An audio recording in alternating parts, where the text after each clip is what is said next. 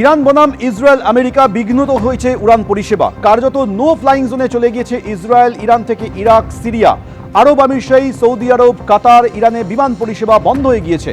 কাল রাত 11:59 পর্যন্ত বন্ধ থাকবে উড়ান পরিষেবা।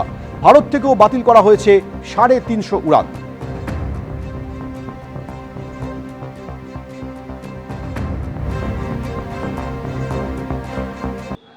শুনানির নোটিশ না পেয়েও তাদের নামের পাশে লেখা রয়েছে বিবেচনাধীন। আর এমনই আজব কাণ্ড ঘটেছে খোদ মুখ্যমন্ত্রী বিধানসভা কেন্দ্র ভবানীপুরে। জানি উদ্বেগ কাটছে না এই কেন্দ্রের একাধিক ভোটারের, আর এই নিয়ে রাজনৈতিক চাপানোতরও শুরু হয়েছে রীতিমতো।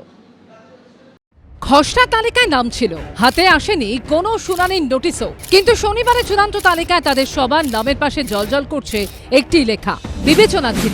আজব এই ঘটনার সাক্ষী থেকেছেন খোদ মুখ্যমন্ত্রীর বিধানসভা কেন্দ্র ভবানীপুরের বেশ কয়েকজন ভোটার।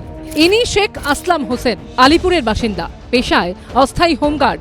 রবিবার জানতে পেরেছেন নির্বাচন কমিশনের ভাষায় তিনি বিবেচনাধীন। বিচারাধীনের কাগজ চলে, দেখুন আপনি এখানে দেখতেই পাচ্ছেন আমার এখানে কাগজের নাম লিখে রয়েছে।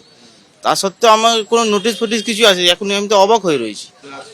আজকে সকালবেলায় যে বিএলও ফোন করে বলছে আপনার অ্যাডজাস্টমেন্টের এই কাগজ এসছে বিচারাধীনের, তা সত্ত্বেও আমার তো কোনো হিয়ারিং কাগজই আসেনি। যদি আসতো তো অবশ্যই আমরা যেতাম হিয়ারিংয়ে, আমরা জানতে পারিনি। নির্বাচন কমিশনের শনিবারের পরিসংখ্যান অনুযায়ী চূড়ান্ত তালিকায় ভবানীপুর কেন্দ্রে বাদ পড়েছে 2342 জনের নাম। এর আগে খসড়া তালিকায় ভবানীপুর কেন্দ্রে নাম বাদ পড়েছিল 44,787 জনের। অর্থাৎ ভবানীপুর কেন্দ্রে মোট 47,129 জনের নাম বাদ পড়েছে। এই কেন্দ্রে বিবেচনাধীন ভোটারের সংখ্যা 14,154। তাদের মধ্যে একজন হলেন আলিপুরের বাসিন্দা প্রিয়াঙ্কা খাতুন। কমিশনের প্রকাশিত তালিকায় তারও নামের পাশে লেখা রয়েছে বিবেচনাধীন। লিস্টে যখন নাম বের হয়, লিস্টে আমি আমার নামটা দেখলাম যে বিচারাধীনের মধ্যে লিস্টে আমার নামটা রয়েছে। কোনো নোটিশও আসেনি, কোনো হিয়ারিংয়ের নোটিশও আসেনি, তারপরে আমি দেখলাম আমার নামটা এভাবে বিচারাধীনের মধ্যে রয়েছে। তো আজকে সকালবেলায় আমার কাছে বিএলওর ফোন আসলো। তিনি আমাকে বললেন যে 2002-এর লিস্টটা যে রয়েছে তার মধ্যে আমার নাম ছিল না, আমার বাবার নাম আছে, আমার মায়ের নাম আছে। সেই লিস্টটাকে আমাকে বললো আমার সিগনেচার করে আমার বাবার নামটা মেনশন করে জমা করতে। একইভাবে এখন আতান্তরে পড়েছেন এই বিধানসভারই আরেক ভোটার বিশাল সিং। হ্যাঁ, নিশ্চয়ই অবাক লাগছে দাদা। আমি না নোটিশ পেয়েছি না কিছু একটা পেলাম। আমার দেখলাম যে আমার লিস্টে নাম আন্ডার অ্যাডজুডিকেশনে রাখা রয়েছে। আমার হিয়ারিং এও ডাকা হয়নি আমার। এখন এই কালকে লিস্ট দেখলাম, আমি লিস্ট দেখে দেখলাম যে আমার নাম আন্ডার অ্যাডজুডিকেশন। আমার নামই শুধু আন্ডার অ্যাডজুডিকেশন, একটা প্যানিক হয়। 2021-এর বিধানসভা উপনির্বাচনে ভবানীপুর কেন্দ্রে মমতা বন্দ্যোপাধ্যায়ের জয়ের ব্যবধান ছিল 58,835। এইদিকে আসন্ন বিধানসভা নির্বাচনে ভবানীপুর কেন্দ্র ঘিরে শনিবারই বড়সড় হুঙ্কার ছাড়েন শুভেন্দু অধিকারী। এই দিন যার পাল্টা জবাব দিয়েছেন অভিষেক বন্দ্যোপাধ্যায়। উনাকে জেতানোর মতো ভোটার ভবানীপুরে নেই। এসআইআরে পরিষ্কার। মমতা বন্দ্যোপাধ্যায়ের মার্জিন আরো বাড়বে, যত করার করুক। এসব করে লাভ নেই। এসব ভাবছে যে 30,000 40,000, এখনো তো 1.5 লক্ষ নাম রয়েছে ভোটার লিস্টে। ভবানীপুরের ভোটার লিস্টে আমি যতদূর দেখছিলাম 1,58,000 না 1,60,000 নাম রয়েছে। 1 লক্ষ ভোট তো মমতা ব্যানার্জি পাবে খুব কম করে হলে। যদি 80% পোল হয় তাহলে 1,40,000 ভোট পড়লে 1 লক্ষ ভোট মমতা ব্যানার্জি পাবে। এসআইআর নিয়ে রাজনৈতিক দড়ি টানাটানি চলছেই, কিন্তু যে সমস্ত ভোটাররা বিবেচনাধীন হয়েছেন তাদের ভবিষ্যৎ কি? পার্থপ্রতিম ঘোষ ও অনির্বাণ বিশ্বাসের রিপোর্ট, এবিপি আনন্দ। চূড়ান্ত ভোটার তালিকা প্রকাশের পর নানা অভিযোগ সামনে আসছে। কোথাও মৃত ভোটারকে বিবেচনাধীনের তালিকায় রাখা হয়েছে, কোথাও আবার সব নথি দেওয়ার পরেও নাম ডিলিটের অভিযোগ উঠেছে, যা নিয়ে রাজনৈতিক তরজা চলছে জোর কদমে। যারা যে মৃত আছে তাদের নামটা যে কি করে উঠলো এইটাই আশ্চর্য কাহিনী। ছেলে মেয়ে স্বামী 3 জনের নাম এসছে, আমার নামটা ডিলিট করে দিয়েছে।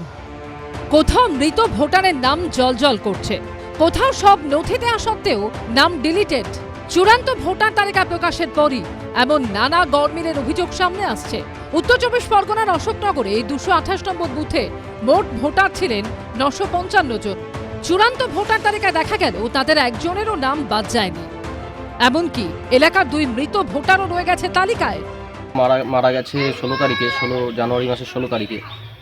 শ্মশানের কাজ যথারীতি করে পৌরসভা থেকে ডেথ সার্টিফিকেট এনেছি, বিএলওকে এই কাস্ট সার্টিফিকেট পাঠিয়ে দিয়েছি। আমি চাইছি যে আমার বাবা মারা গেছে, এবার সে ভোটার লিস্টের থেকে নামটা যাতে কাটা যায়। স্বামী মারা গেছে এই 1 মাস, যে লোকটা চলে গেছে তার নাম থাকবে কেন? এটা ঠিক না। দক্ষিণ চব্বিশ পরগনার ক্যানিংয়ের বাহির বেনায় আবার পরিবারের সকলের নাম থাকলেও বাদ গেছে গৃহবধূর নাম। অভিযোগ, সব নথি দেওয়া সত্ত্বেও নাম ডিলিট করা হয়েছে।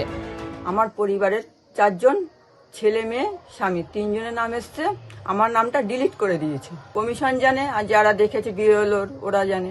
আমার জন্ম এখানে, আমার বাবা মায়ের নামও ছিল। উত্তর চব্বিশ পরগনার পানিহাটির ঘোলা এলাকার বাসিন্দা রেখা দাস।